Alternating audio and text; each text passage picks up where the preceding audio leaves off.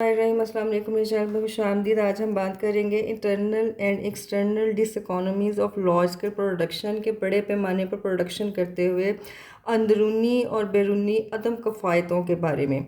Eternal and external diseconomies also increase cost of production of each firm in an industry में सनत में जितनी firm काम कर रही होती हैं प्रोडक्शन करते हुए उनकी जो है शय की पैदावारी लागत बढ़ जाती है, जिसके नतीजे में अंदरूनी और बैरूनी अदम कफ़ायतें पैदा होती हैं।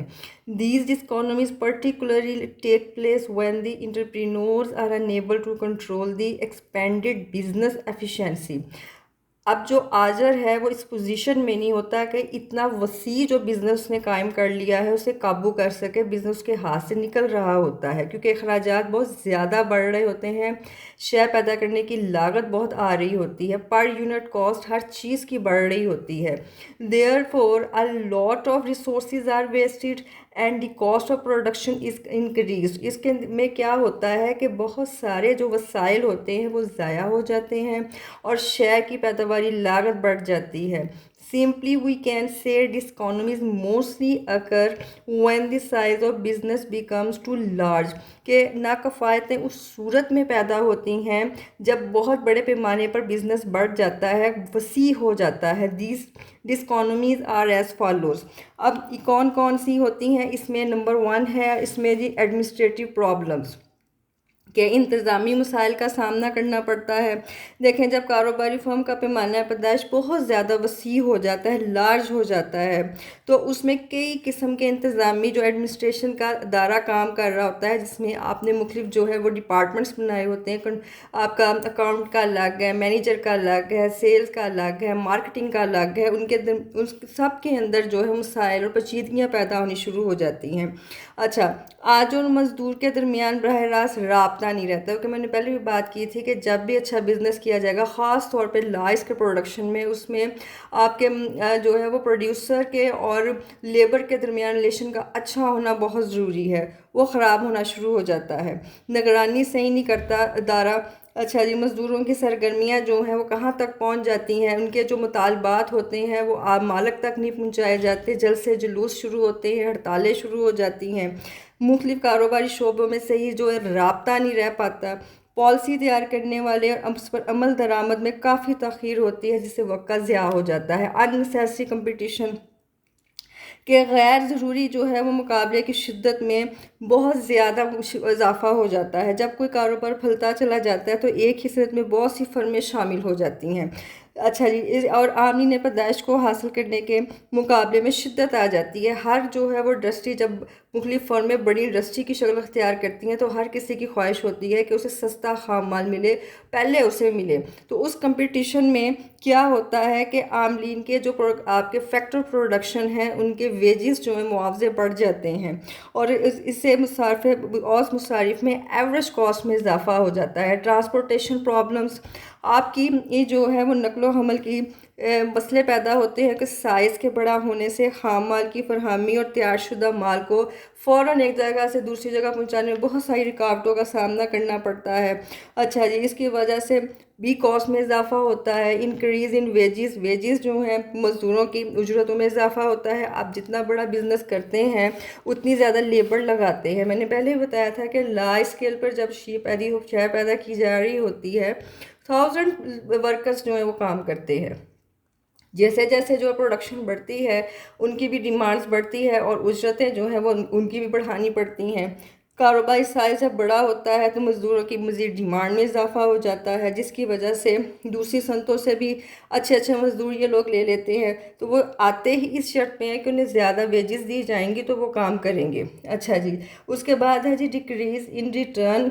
आपकी जो है फर्म की वसूलियों में कमी का खदशा होता है। वसूलियों में कैसे खदशा होता है? देखें, बाज़ का मजमूई पैदावार में इस कदर इजाफा हो जाता है कि फ़र्म को मुश्किल पेश आती है कि माल को किस तरह से फ़रोख्त किया जाए। उसके लिए वो क्या करती है, प्राइजेस को कम कर देती है। अब जब प्राइजेस को कम करती है तो उसको वो रेवेन्यू, उसकी वसूलियाँ कम हो जाती हैं, उसके प्रॉफिट कम हो जाते हैं, जिसकी नतीजे में आपकी प्राइस वार की वजह से कारोबारी दुनिया में हलचल मच जाती है। आपने कई दफ़ा देखा होगा कि जब जो है वो आपकी किसी भी फेवरटिज़म में चीज़ में कमी आनी शुरू होती है तो वो क्या करते हैं, डिमांड में कमी, सेलें लगानी शुरू कर देते हैं, प्राइस को कम करना शुरू कर देते हैं। उसकी देखा देखी बाकियों को भी करनी पड़ती है ताकि उनकी चीज़ बिन बिके ना रह जाए। अच्छा जी, उसके बाद है आपकी मार्केट आपकी फ़ाइनेंशियल डिसइकोनॉमीज़ किस वक्त पैदा होती हैं? जब भी आप बड़े पैमाने पर कारोबार करेंगे आपको कसीर सरमाए की ज़रूरत होगी। जितना अगर सरमाए की कमी जो है वो शुरू हो जाए कि मतलूबा सरमाया वक्त पे ना मिले तो पैदावारी मनसूबों की आप रफ्तार सुस्त हो जाती है, मुसारफे पैदाइश जो है वो बढ़ना शुरू हो जाते हैं। जब भी कॉस्ट बढ़ेगी प्रॉफिट जो है वो आजर का कम होगा। अच्छा जी, उसके बाद है मार्केट डिसइकोनॉमी। अब मार्केट में क्या है कि एक ख़ास हद के बाद फर्म की जो मार्केट वसी हो जाती है ना तो खाम माल हमें बहुत ज़्यादा मिकदार में चाहिए, वो नहीं मिल पाता। अगर मिलता है तो बहुत ज़्यादा उसकी प्राइस होती है। फर्म इस पोजीशन में नहीं होती कि वो अरसा कलील में पैदावार को पहले से अंदाजे के मुताबिक जो है वो ज़्यादा पैदा कर सके और डिमांड को पूरी कर सके, जिसकी वजह से मिकदार फ़रोख्त जो है वो कम हो सकती है।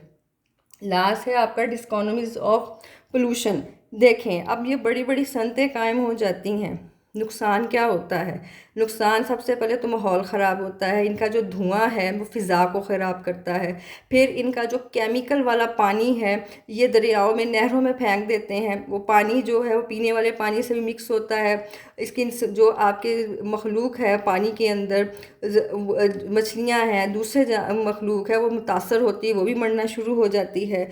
फिर मज़दूरों की सेहत ख़राब होनी शुरू हो जाती है, केमिकल्स के में काम कर कर के उनके जो है अपने लंग्स जो है फेफड़ों की बीमारियां लग जाती हैं। तो ये तमाम प्रॉब्लम्स का जो है ना वो बड़ा स्केल पे जब सामना करना पड़ता है तो डिसइकोनॉमी की सूरत हाल होती है। हम सिंपल ये आप कह लें कि the advantages of expansion in the scale of production which raise the cost are called economies of scale, कि जितने बड़े पैमाने पे हम कारोबार को फैलाते हैं कॉस्ट उतनी ही ज़्यादा शया की बढ़ती चली जाती है, तो उसकी वजह से अदम कफ़ायतें शुरू हो जाती हैं। This economies mostly when the size of business becomes too large, ये हमेशा का बहुत वसी और बड़े पैमाने पर कारोबार करने पर ही पैदा होती है। अब एक शक्ल के ज़रिए ना मैं आपको बताती हूँ कि आपकी डिसइकोनॉमीज जो है वो कैसे होती हैं। देखिए OX पे हम लेंगे एवरेज कॉस्ट, ठीक है जी। OX पे हम OY पे हम लेंगे एवरेज कॉस्ट को और OX पे हम लेंगे आउटपुट को। ये है आपका लंबे अरसे का AC का ख़त, ये देखें एवरेज कॉस्ट जो है वो जी है क्या?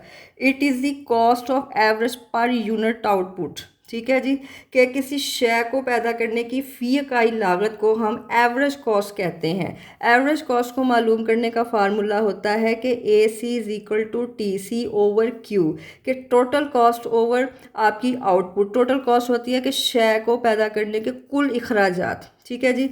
अब हमारा तो ताल्लुक़ है ना वो डिसइकोनॉमीज़ में है। अब देखें यहाँ पे जो है AC जो है अभी गिर रहे हैं, ठीक है जी। इस सूरत में जो प्रोडक्शन की जाएगी हो रही है ये आपकी पैदावार है, ये है जी OQ आपकी पहली पैदावार, ठीक है जी। यहाँ पे जो है ना वो इकोनॉमीज़ ऑफ स्केल की सूरत हाल है, क्योंकि AC जो है ना वो कम है, अभी गिर रहे हैं, ठीक है। ये देखें इकोनॉमीज़ ऑफ स्केल, ठीक है जी। अब यहाँ पे ये जो सूरत हाल है, अब पैदावार आपकी OQ से OB हो जाए, ये जो पॉइंट है ना ये ऑप्टिमम लेवल ऑफ आउटपुट है, ठीक है जी। यहाँ पे ना इकोनॉमीज़ हैं ना डिसइकोनॉमीज़ हैं, क्योंकि यहाँ पे AC जो है ना कांस्टेंट है, कि जितने का खाम माल आया है उतनी की प्रोडक्शन हुई है, ना उसको ज़्यादा एक्स्ट्रा मुनाफा मिला है ना उसको नुकसान हुआ है। लेकिन अब जब यहाँ पे आप आ जाएंगे ना प्रोडक्शन जारी है आपकी। ये देखें ओसी आपकी नई पैदावार। ये जो पॉइंट है यहाँ पे क्या हुआ है, यहाँ पे एसी चढ़ रहे हैं, एसी इंक्रीज हो रहे हैं, बढ़ रहे हैं। यही वो पॉइंट है जहाँ पे डिसइकोनॉमीज पैदा हो रही हैं, डिसइकोनॉमीज ऑफ स्केल। ठीक है जी, लंबे अरसे की जो हैं वो अदम कफ़ायतें आपकी हो रही हैं। ठीक है जी, ये वो सूरत हाल है जहाँ पे कारोबार किया जाए तो क्या होता है कि एवरेज कॉस्ट बढ़ जाती है, प्रॉफिट जो है वो कम हो जाता है, प्रॉफिट को पाई से शो करते हैं। ठीक है जी, ये था आज का लेक्चर। अगर आप मुस्तफ़ीद हुए हैं तो लाइक कीजिएगा, शेयर कीजिएगा, सब्सक्राइब कीजिएगा, कमेंट में राय का इजहार भी कीजिएगा। अल्लाह निगहबान।